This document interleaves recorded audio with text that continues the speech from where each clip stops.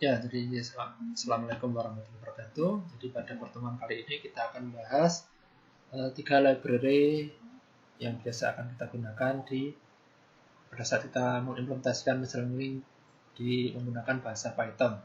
Ya, jadi library itu adalah repo Python atau NumPy, kemudian Python for Data Analysis Pandas, dan Matplotlib. Ya. Jadi ini untuk visualisasi data. Nah, kalau kita membuat notebook di Kaggle, maka secara otomatis ini akan ada impor NumPy ya, Pandas, dan ini impor OS ya. Jadi ini kita gunakan untuk mengakses file yang kita nanti kalau kita perlu file add data, nah itu kita sudah diberi kemudahan untuk mengaksesnya. Nah itu kita bisa execute ya. Jadi kita untuk mengaktifkan library-nya kita execute. Nah, yang kita bahas pertama ini adalah masalah list ya. Jadi list itu adalah suatu tipe data kayak array ya. Jadi sebenarnya list itu lebih umum karena tipe datanya bisa macam-macam ya. Jadi kalau array itu hanya khusus tipe datanya satu tipe data. Jadi list itu banyak kita akan gunakan dan dia sifatnya itu dinamis ya. Jadi bisa kita tambah, bisa kita kurangi pada saat proses itu berjalan, bukan statis. Nah ini adalah kalau kita pakai list biasa. Jadi kalau ada penambahan seperti ini akan menambah dimensi dari array tersebut. Jadi bukan menambahkan elemen-elemen array-nya.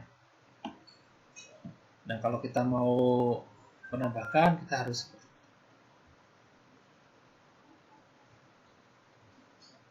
kita belum kasih print ya. Kita kasih print supaya kelihatan hasilnya.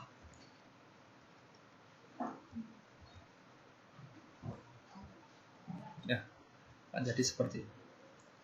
Nah sekarang kalau kita pakai NumPy, ya, itu kita aktifkan import NumPy-nya, kemudian kita deklarasikan array-nya kurang lebih misalnya array seperti ini. Nah kita akan seperti itu. Ya, nah kita juga bisa melakukan yang namanya upcasting ya. Jadi kita bisa misalnya tipe datanya tadinya integer, kemudian kita ubah menjadi float ya, bilangan real. Nah, itu kita bisa namanya upcasting.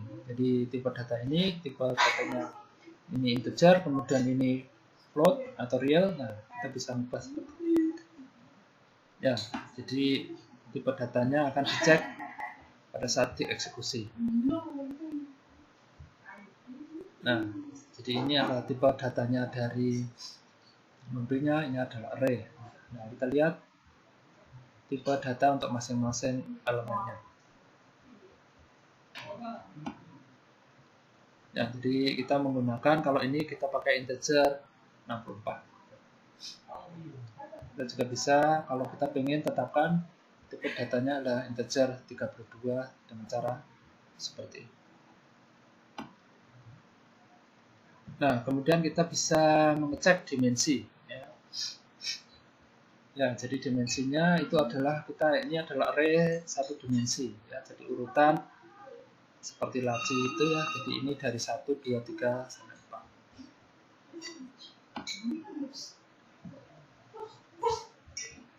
Nah, ya jadi kalau shape ini kita akan gambarkan nanti ukuran dimensi kolom baris dan kolomnya ya. Jadi di sini kalau pakai shape itu kita ini ada 6 baris ya, ada 6 kolom. Nah barisnya itu cuma 1 ya. Jadi ini enggak ada.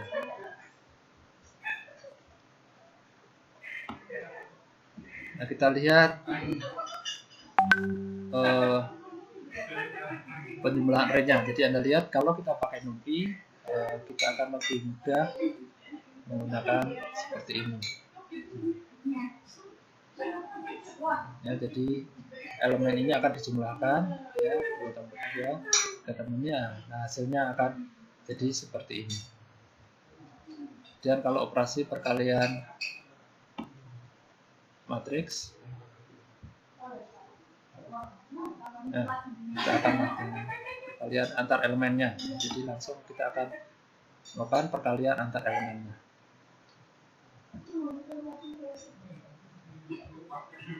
Nah, ini kalau kita gunakan pangkatnya, ya, akan jadi hasil seperti itu.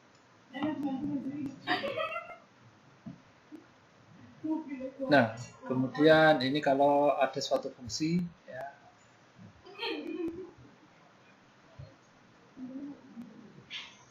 jadi kita gunakan fungsi sinus untuk di setiap elemen. Ini juga caranya kalau kita mengakses elemen dari array di indeks. Ya, jadi Anda perhatikan bahwa indeks dari array itu kita mulai dari 0. Ya, jadi 0, 1, 0, 1, 2, 3, 4, 5, 6. Jadi pada saat kita menampilkan A2 seperti ini, maka yang muncul adalah 3 karena ini 0, 1, 2.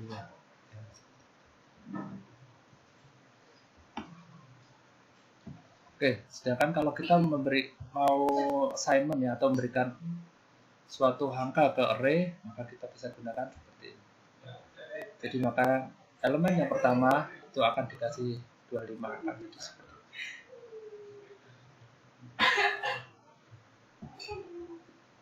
Nah, kita lihat tipe data untuk masing-masing ini.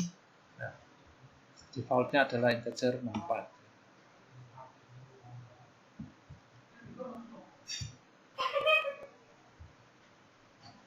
Ya, jadi ini kalau memberikan, ya, misalnya ini akan di overcasting. Jadi ini karena tipe datanya itu semua integer. Pada saat kita assign seperti ini, maka 11.6-nya akan hilang karena ini adalah tipe datanya adalah integer.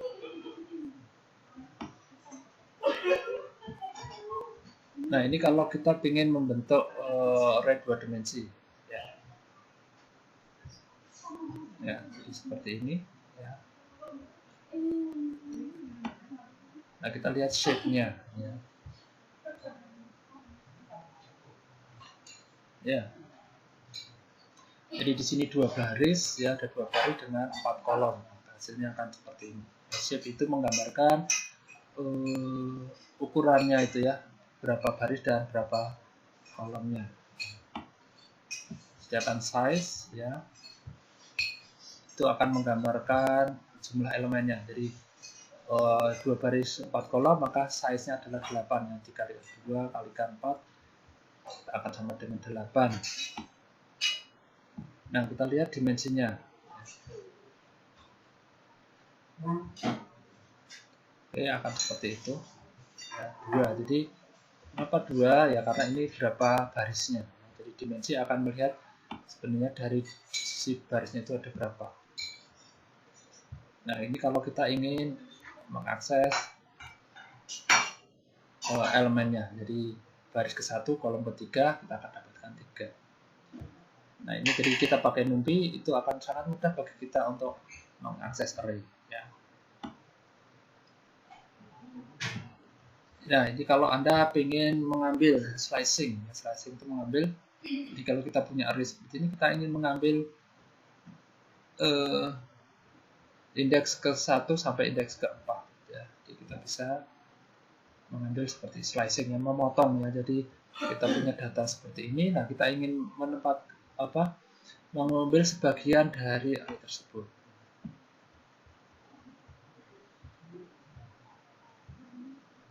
Ya. Oke, ini adalah kalau yang NumPy. Ya, jadi NumPy banyak kita gunakan untuk operasi-operasi array. Nah, sekarang kita bicarakan library yang lain, itu namanya Pandas, ya. Jadi Python for Data Analysis, ya. Jadi ini adalah library yang fokus, ya, untuk manipulasi data, persiapan data, dan pembersihan data. Jadi Pandas itu utamanya kalau pada saat kita mengelola data yang berupa tabel. Nanti kita akan mengolah menggunakan data tabel. Jadi kenapa kita gunakan pakai Pandas? Karena datanya itu nanti kita akan load semua di memori, jadi dalam bentuk array. Jadi kalau Kalau pakai MySQL itu ya sebagian ada di storage, sebagian ada di memori gitu ya. Jadi nah kalau di Pandas semuanya masuk di memori sehingga kita mungkin mengolahnya akan jauh lebih cepat. Jadi cara menggunakannya adalah seperti ini. Nah kemudian gitu misalnya kita ingin bikin suatu deret ya, series.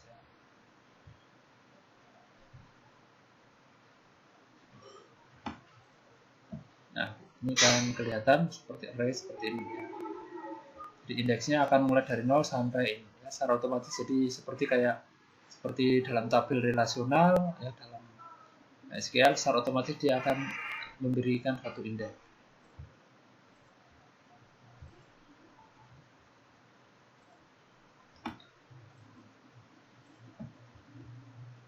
Nah, ini bagaimana kalau kita memberikan suatu deret ya, series dengan indeksnya ya, bisa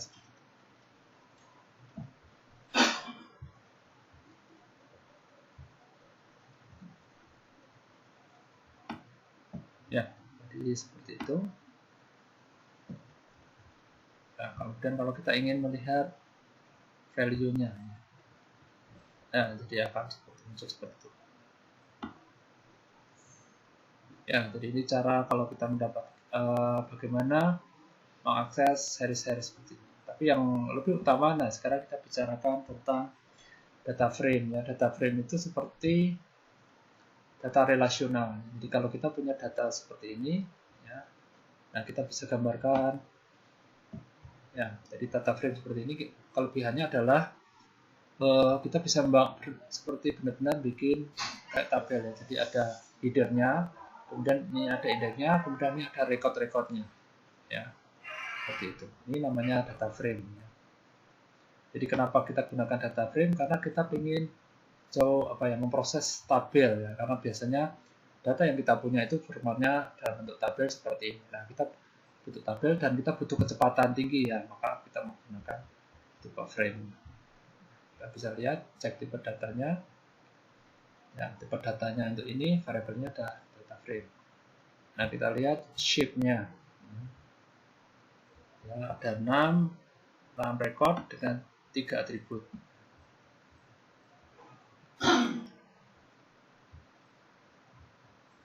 Ya, ini informasinya ya, seperti itu. Kita lihat kota tipenya objek, tahun integer, populasi tipe datanya log.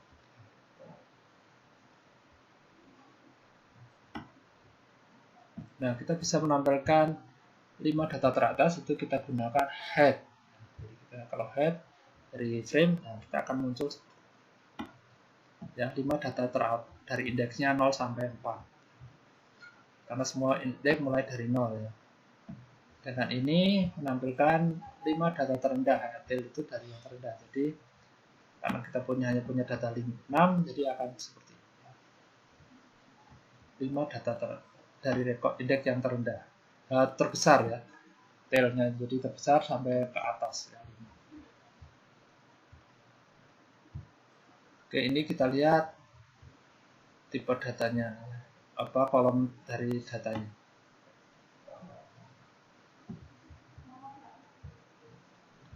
Nah, ini kalau kita ingin menampilkan keseluruhan harganya, kita menggunakan lama.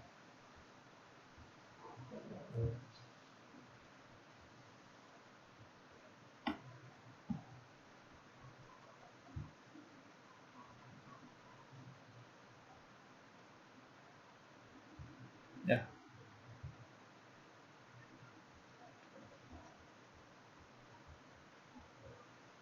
Ya, seperti ini describe-nya.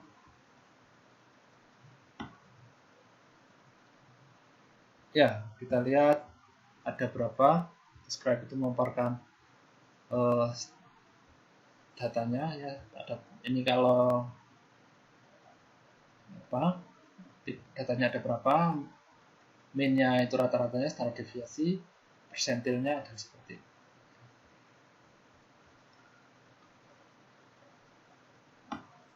Ya.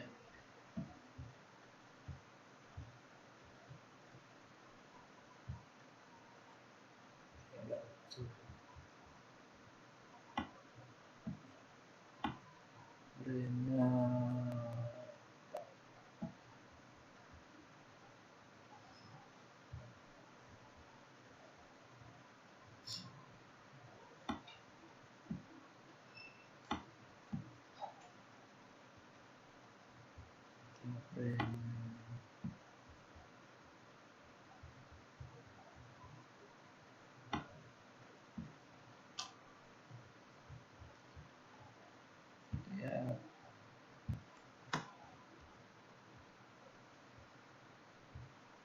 ya kita harus hati-hati di sini karena mungkin ada variabel yang tidak pas ya. Jadi ini kita lihat